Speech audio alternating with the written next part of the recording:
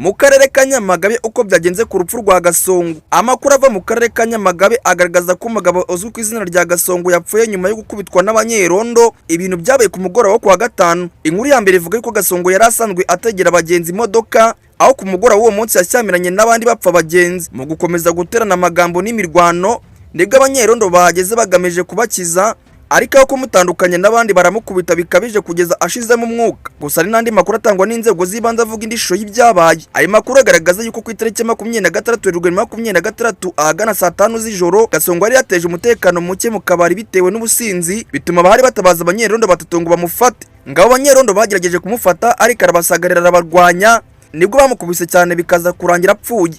Nyuma y'ibyabaye rero, abanyerondo bose ejo batawe muri yombi, bakabamo gukurikiranwa n'inzego zibishinzwe kugira ngo amenyekane ukuri ku rupfu rwa Gasongo ndetse n'uruhare rwa buri umwe muri runo rupfu. Kugeza ubu ngo haracyakorwa iperereza ngo amenyekane neza icyabaye nuko byagenze byose, kuko amakuru y'intandaro y'urupfu rwakomeje kunyuranamo.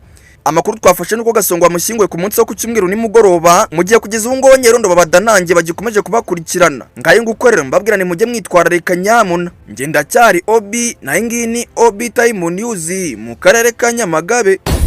Obi Time News.